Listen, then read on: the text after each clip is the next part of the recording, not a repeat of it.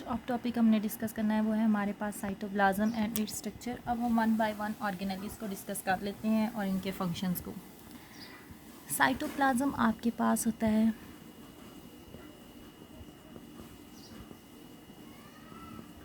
Present between nucleus and plasma membrane. Cytoplasm present होता है between nucleus and plasma membrane. Cytoplasm important site होती है, different function यहाँ पे परफॉर्म होते हैं। साइटोप्लाज्म की जब आपने बात करनी है तो आप इसे स्ट्रक्चरली ऐसे ड्रा करके दिखा सकते हैं कि यह है आपके पास न्यूक्लियस, ये है आपके पास plasma membrane, this one is nucleus, और ये जो आपके पास सारा स्ट्रक्चर है this is called cytoplasm. Cytoplasm is present between plasma membrane and nucleus. Cytoplasm को हम डिवाइड करते हैं, it has two distinct part.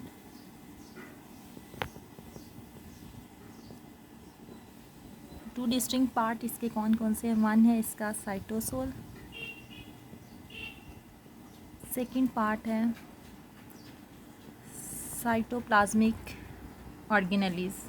Cytoplasmic organelles कह सकते हैं या आप इसे कह सकते हैं साइटो मेम्ब्रेन सिस्टम, आप इसे ये भी बोल सकते हैं। साइटोसोल सेल का जो है साइटोप्लाज्म का फ्लूइड पार्ट होता है। साइटोप्लाज्म का जो फ्लूइड पार्ट है, fluid part of the cytoplasm is called cytosol. अच्छा जी, साइटोसोल आपके पास है, fluid part of the cytoplasm is called cytosol. और साइटोप्लाज्मिक ऑर्गेनेल या cytomembrane is the organelles are the organelles which are present in the cytosol। ये cytoplasm में suspended structures होते हैं। साइटोप्लाज्म में जो सस्पेंडेड स्ट्रक्चर्स होते हैं उन्हें आप कहते हैं सेल ऑर्गेनेलिस और साइटोप्लाज्मिक मेम्ब्रेन या साइटोमेम्ब्रेन सिस्टम। साइटोप्लाज्म जो है ये दोनों जो सेल साइटोप्लाज्म के रीजन्स हैं बहुत इंपॉर्टेंट हैं और ये सेल के में सबसे ज़्यादा इंपॉर्टेंट फंक्शन परफॉर्म करते हैं। अब इनके लिहाज से हम देख लेते हैं कि साइटोप्लाज्म कौन कौन से फंक्शंस परफॉर्म करता है। Now we can discuss the functions of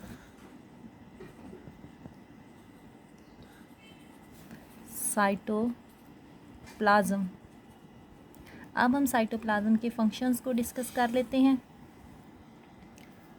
cytoplasm के फंक्शंस में पहला फंक्शंस आपके पास आ जाता है, it is the important site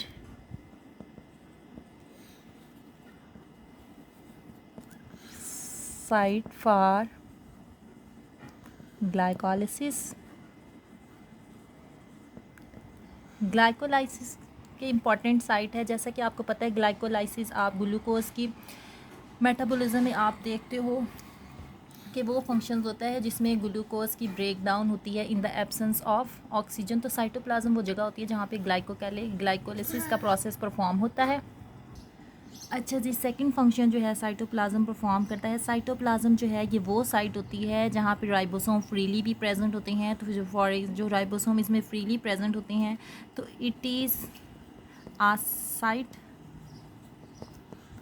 for freely movable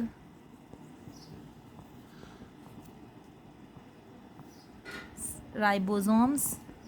और जब राइबोसोम्स फ्रीली यहाँ पे मूव कर रहे हैं तो राइबोसोम प्लेस होती है फॉर सिंथेसिस ऑफ प्रोटीन्स। तो मीन्स कि यहाँ पे प्रोटीन सिंथेसिस भी हो रही है अगर वहाँ पे राइबोसोम्स फ्रीली मूव कर रही हैं तो।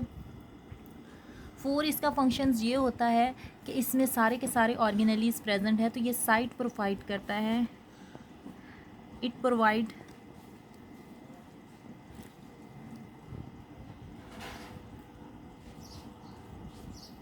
all organisms are specific site to perform their functions. तमाम ऑर्गेनेल्स को ये साइट प्रोवाइड करता है कि ये अपने फंक्शंस को परफॉर्म कर सके। ये था आपके पास साइटोप्लाज्म का स्ट्रक्चर और इसके फंक्शंस।